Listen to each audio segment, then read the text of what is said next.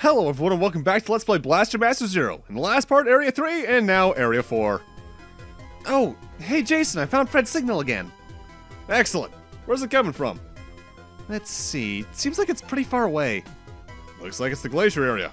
Okay, let's make our way over there.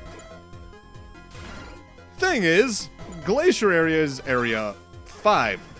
And that means to get there, we need to finish Area 4 because there is a shutter blocking our way that we can't do anything about. So, instead of just heading over there, I think I may be skipping some dialogue by doing so. We're just gonna head straight to where we need to go here in Area 6, which is quite a bit of the ways down, because I want to say, vertically at least, Area 4 might be the largest area in the game. If it's not Area 4, it's either Area 5 or Area 6, I think. One of those. If Area 1's not taking it just due to how tall the first room is on its own. And due to that, we're going to need to do a backtrack through the area later on just to get back towards the entrance, because in order to find the exit to Area 5, you just head east from the entrance. So we'll be cutting back there eventually. Area 4, though, is a sewer section. Similar to a couple of the other levels from the original Blaster Master. However, it's not very sewer-y. There's a bit of water here and there that completely slows down the Sophia and completely neuters any jumping ability, though it does allow Jason to swim like it did back in Area 1. But it has no real gimmick to itself outside of the top-down sections. In the top-down sections, we have tidal waves that push you back and do damage. Additionally, if you fall into the water that you can see on a lot of the screens, you will fall in and take some fall damage. Whenever the waves are telegraphed by the screen shaking, so if you're just paying attention, it's harder to take hits, I suppose is the phrasing I want to use there. Though something I should very much note is there's actually a unique type of block here that you can see on the bottom left of the screen right now. Those kind of trash-looking blocks. They are unique in that they are one of the two things in the game that are exclusively destroyed by the flamethrower ability of the blaster rifle. However, they get replenished every time a wave occurs, so in the case you're trying to backtrack through a room you've already been through, they're likely to be back. With that said, destroying them is the way you want to go, just because it's often the shortest pathway. The wave itself can be annoying in some of the larger rooms. In the case, you just kind of get pushed backwards to a point where you're like, now I'm all the way back here. But because it only does 1 unit of damage, in fact, everything in this game only does 1 unit of damage, there's nothing that does more than that, it doesn't feel too threatening, which I think is a big complaint people had about this game to begin with, is that things just aren't threatening. The game's overall relatively easy. Also, boss for this area is just a bunch of those weird little tadpole worm things we saw in the previous room. They'll just jump at you, you can shoot them, and then they die. You know, like most things tend to in life. You shoot them and then they die. But for beating that dungeon, we get the maximum shot. A charge beam that fires a wider shot. So it's another charge attack that's wider, and I think it also does more damage, but here's the thing. Every charge shot that's not the first variety that we got a few parts back takes SP every time you use the charge shot. And while that's nothing too bad, especially given the recovery rate of SP and how common drops for it are, I already use a very large amount of SP very quickly in this game due to using the double jump ability as well as spamming the homing missile sub-weapon. So I just don't find using any of the other charge shots that's not the first one too useful in the long run unless it's required. And even then, only one of them is ever required if you're going for 100%. At least to use. So you're going to see me sticking with the original charge shot for more or less the rest of the game.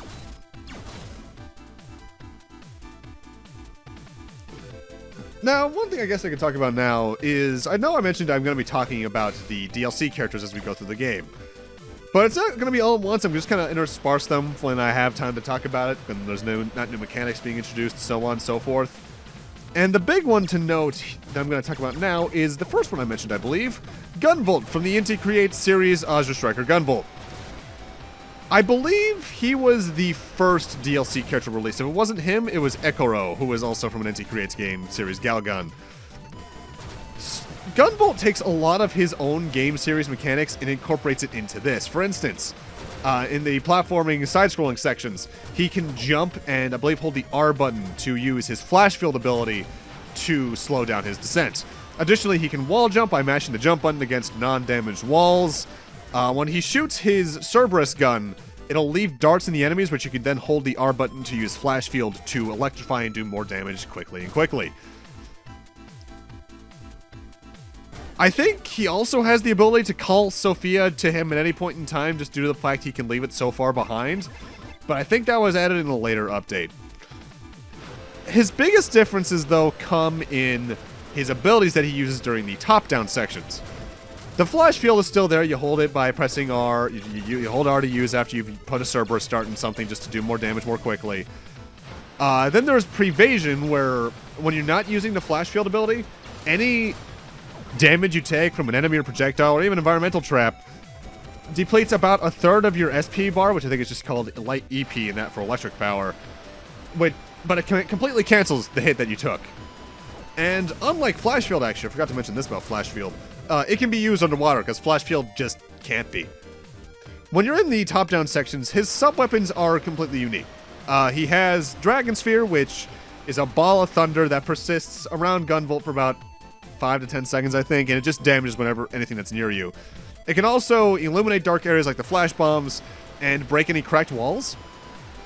There's the Galvanic Patch, which is a life-restoring ability that costs 1 SP, which I think recovers like 3 or 4 life. There's the Lux Caliber ability, which I think is his only outright offensive one that he has to start. It costs, I think, the equivalent of 2 SP. It freezes time before a really flashy animation plays. By the way, there's the map for this area, so you're damn right I'm backtracking out of here off-screen. And what Gunvolt then does is shoot a giant sword out of his hand that can break anything that it can be broken in front of it, be it the blocks that contain items, any of the walls that can be broken, so on and so forth. Interestingly, using that ability allows you to get certain maps early because you can just skip the entirety of the dungeon that they're located in. However, one ability that you need to outright find, I think it's the only one of his unique abilities you have to find, is his Voltaic Chains ability, which is his ultimate attack in the Gunvolt games. You need to find his fellow cameo character from Gunvolt, Jewel. You need the final ability from Area 6 to get to her, but she's in the starting room of Area 1 and she gives you Voltaic Chains, which is a very expensive SP-based weapon that essentially attacks the entire screen for, I think, the damage amount depends on how many enemies are on screen. So for some fights it's really good, for some it's really not. Gunvolt's overall an interesting character. However, I should note, in order to get to the better ending of the game, you still need to get what would be 100%, even if you can't use a lot of the items. So all these optional dungeons I'm going through for like health pickups, sub-weapons, so on and so forth, you still have to do it. And interestingly, each of the DLC characters has a completely uniquely colored Sophia. Gunvolt's is a really nice little like blue and yellow. Ekoro's, I believe, is a pink and blue. Shantae's is purple and looks really good. And I think Shovel Knight's is a very bright blue one. I'll talk more about those other 3 DLC characters when we get more time, though, because I've already taken up about, not 6 minutes, maybe like 3 or 4 minutes talking about it. Also, this is one of the few dungeons in the game, or few areas in the game, where all the power-ups in this area are located in sub-dungeons, which is rare. Usually it's just the map, and then the health pickup is somewhere else on the map. Whereas in this one, you actually have to outright go into a different dungeon, which is rare, but cool. Now, something I'm not sure about. Obviously, there's some water we can drain that I did about a moment ago, and now I'm about to do another one.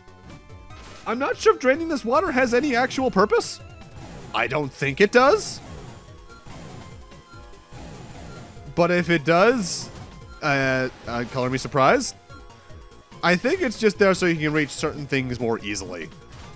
And even then, there's an ability later on that allows you to get through a lot of this kind of stuff no problem. The biggest problem, I think, that Area 4 has is that a lot of its sub-dungeon areas get a little too big for their own good. Because, like, look at that. That is a lot of room for not much reward in my eyes, at least. It's a good reward option, but it feels like they're making you put in too much effort to get to it, I suppose.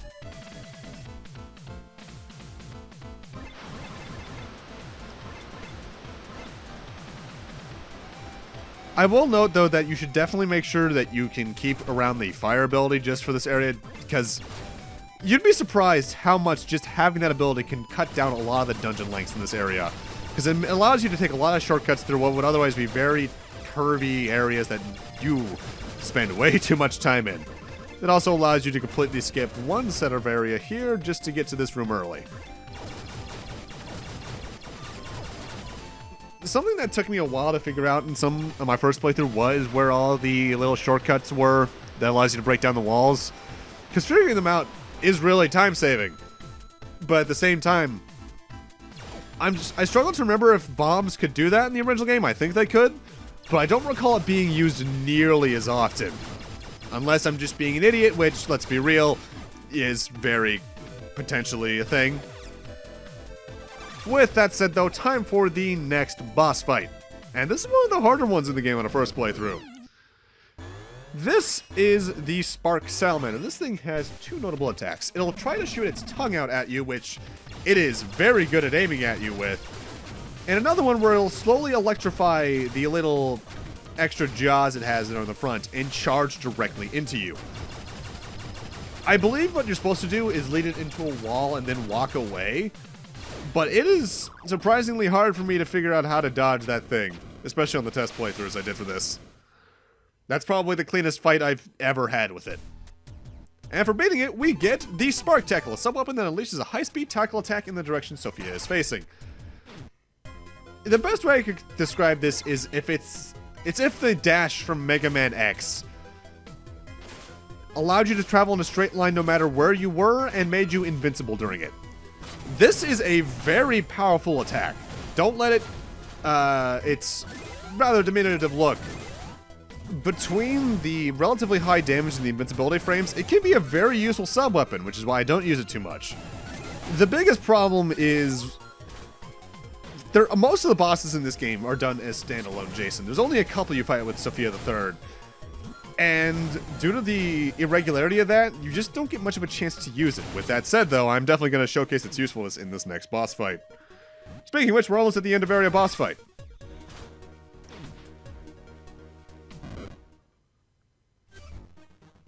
We got a huge mutant here. Maybe it's my imagination, but I can't help but think that it kind of looks like Fred. Ew, this thing is nasty. It's so slimy.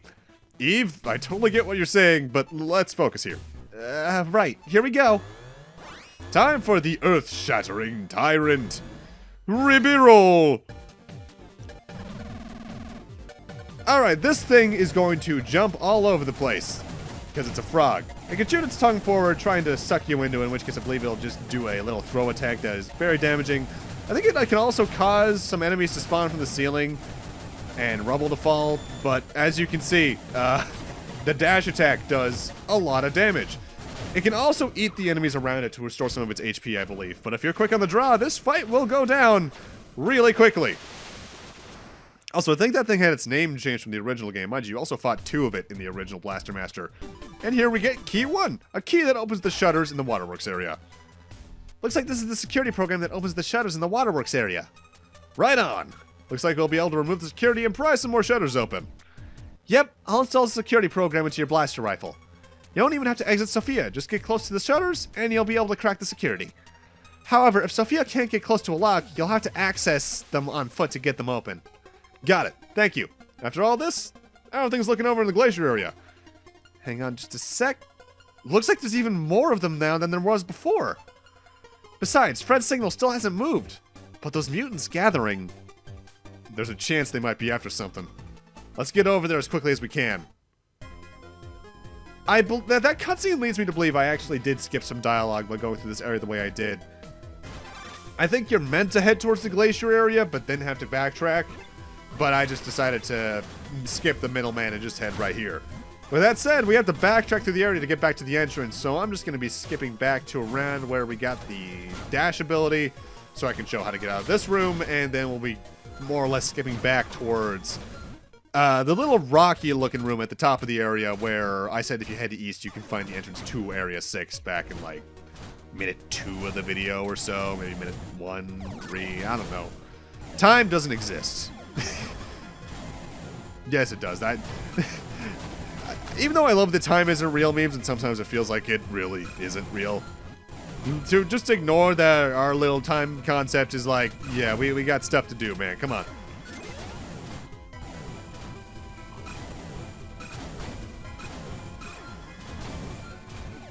Also, something I don't think I've ever noticed before is that the Sophia has a spotlight on the front of it.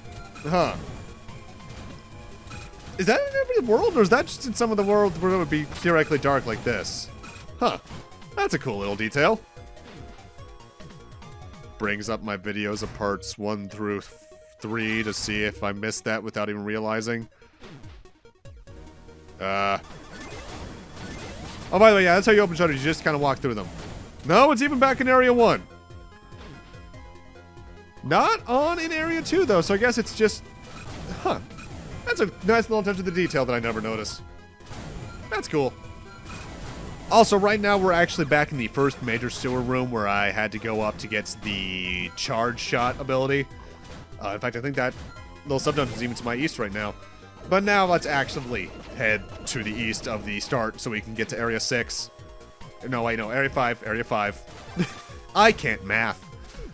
And now for this little room. This is actually a direct reference to a room from the original game.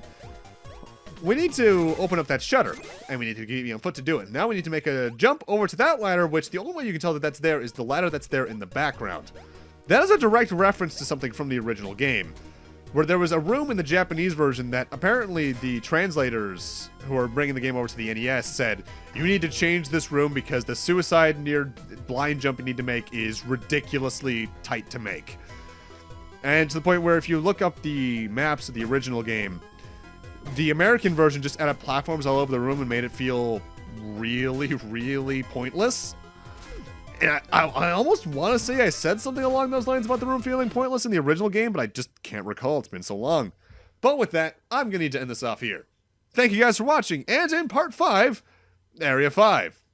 See you guys then.